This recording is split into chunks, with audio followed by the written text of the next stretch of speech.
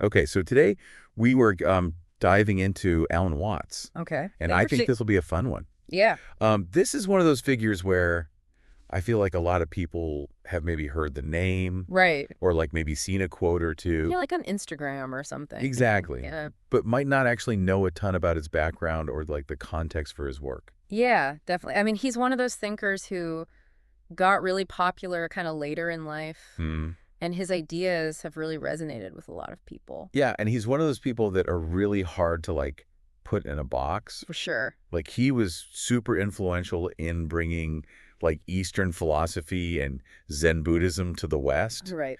but he wasn't like a traditional Zen master or anything. Absolutely not. Like he had this whole unique path. Yeah, she was kind of like a translator almost, Yeah. taking these ancient ideas and making them relevant to modern Westerners. Okay, so let's start with like his early life Yeah. because Yep. he was born in England, right? Yeah, 1915 in like this suburb of London. Okay, so not exactly like a hotbed of Eastern mysticism at the time. Right, not exactly what you'd expect.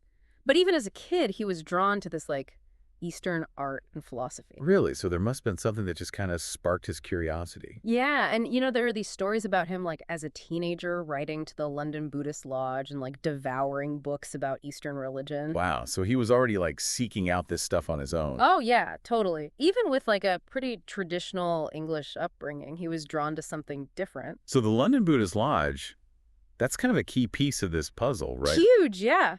That's actually how he encountered the work of D.T. Suzuki, Oh, wow. who was this really important scholar of Zen Buddhism. Okay, I can see where this is going. Yeah, Suzuki's writings were like this bridge between East and West, and they had a profound impact on Watts. But here's the thing I find interesting. He didn't just immediately convert to Buddhism or anything. Right. It's not as simple as that. Yeah, instead he actually went to seminary. He did, yeah.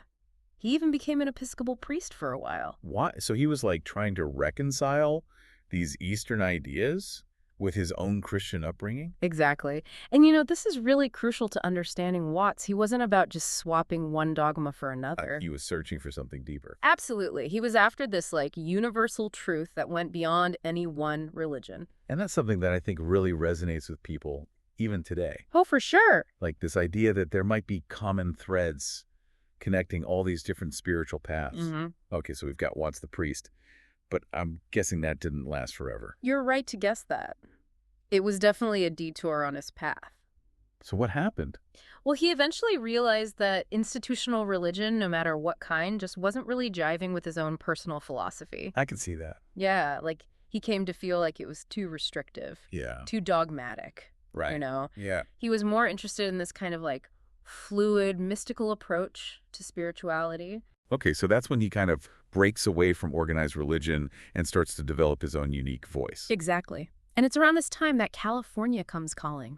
California in like the 1950s. Yeah, think about it. This like melting pot of new ideas, this hub for counterculture and spiritual exploration. The perfect stage for Watts' message to find an audience. Exactly. And that's exactly what happened. It marked this whole new chapter for him, this blending of Eastern philosophy with this very Western wit and humor Yeah. that really captivated people. It's interesting how certain places and times just seem to attract certain people and ideas. Totally. It's like this cultural alchemy or something. Right. And in a way, Watts was like the perfect catalyst for this fusion of East and West. For sure. He was able to take these complex ideas and make them accessible and engaging for a Western audience that was really hungry for this kind of thing. And that's something we're going to dive into even further after the break, because Watts' way of communicating these ideas was just as important as the ideas themselves. Absolutely. He was a master communicator, and that's a big part of why his work still resonates so strongly today. So we were talking about Watts landing in California, this place that was like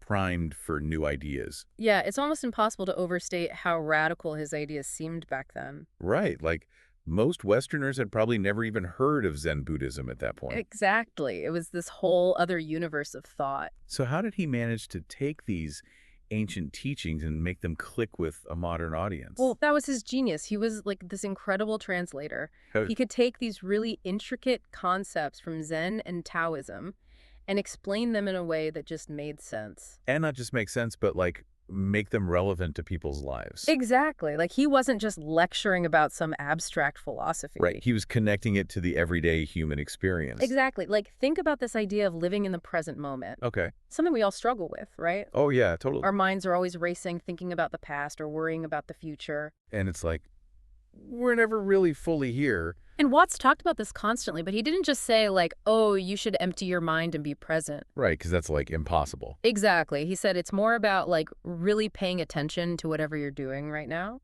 So even something as simple as, like, washing the dishes. Exactly. You can make it a meditative experience. It's about, like, finding that stillness in the midst of all the chaos. Totally. And that was a huge part of his appeal, I think. This idea that you don't have to go live in a monastery to find enlightenment. Right. You can find it in the everyday moments of your life. And he didn't shy away from the big questions either, did he? No way. Like, he tackled everything from the nature of reality to the illusion of the ego. Yeah, he really dove deep into these profound questions. But he always did it in a way that was engaging and thought-provoking and even funny sometimes. Right, he had this incredible wit about him. Oh, yeah. He could be hilarious. Like, I've read some of his quotes where I'm just like, how did he come up with that? Yeah. He had a way with words, that's for sure. And it wasn't just Zen Buddhism either. He was also super into Taoism. Oh, totally. In fact, one of his most famous books is called Tao, The Watercourse Way. Yeah, that's a classic. And in that book, he explores this Taoist idea of Wu Wei, which basically means effortless action or non-doing. Okay, I've definitely heard that term before, but I'm not sure I fully understand it. Yeah, it's one of those things that's kind of hard to wrap your head around. Right. But essentially, it's about not forcing things, not trying to control every little thing in your life. Okay. It's about moving with the natural flow of the universe. It's like going with the flow. Exactly, and trusting that things will work out as they should. So it's not about being passive. It's more about, like, surrendering to something larger than yourself. Exactly, and that's a very Taoist concept. And Watts was really good at weaving these different traditions together. Oh yeah, he saw the connections between them. Right. He recognized that they were all pointing to some fundamental truth about existence. And that's part of what made him so influential, especially in the context of the counterculture movement. Right, because here you have all these people who are questioning everything. Yeah, they're looking for alternatives to the mainstream way of thinking. And Watts is offering them this whole new perspective. Exactly, and he's doing it in a way that's both intellectually stimulating and personally relatable. So it's no wonder he became such an icon. His lectures were legendary. He was drawing these huge crowds. And he was interacting with all these other major figures in the counterculture. Oh yeah, like Timothy Leary and Aldous Huxley. People who were really shaping the intellectual landscape of that era. And Watts was right there in the thick of it. You know, it's funny. We've been talking about Watts in the context of, like, the 50s and 60s. Right. But it's kind of wild how relevant his ideas still feel today. Oh, totally. If anything, they might be even more relevant now. Right.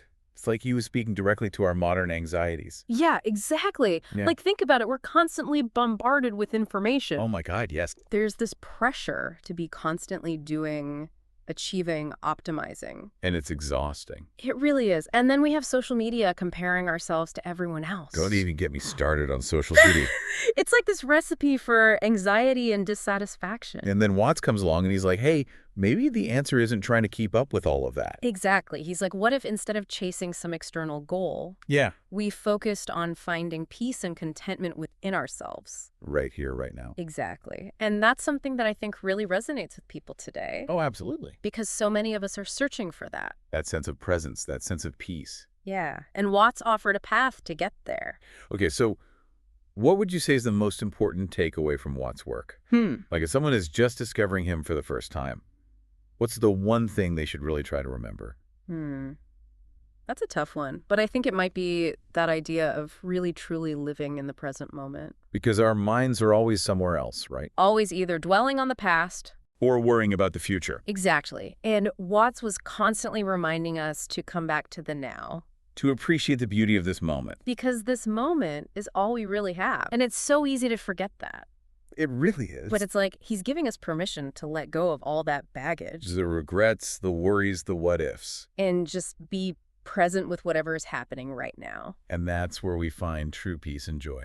This has been fantastic. I feel like we've just scratched the surface of Watts' work today. We really have. He was such a prolific thinker and writer. There's so much more to explore. There really is. But hopefully this deep dive has given our listeners a good starting point. Yeah. and maybe spark some curiosity to learn more. That's what we're here for. Exactly. So until next time, keep exploring those big questions. And try to stay present. Couldn't have said it better myself.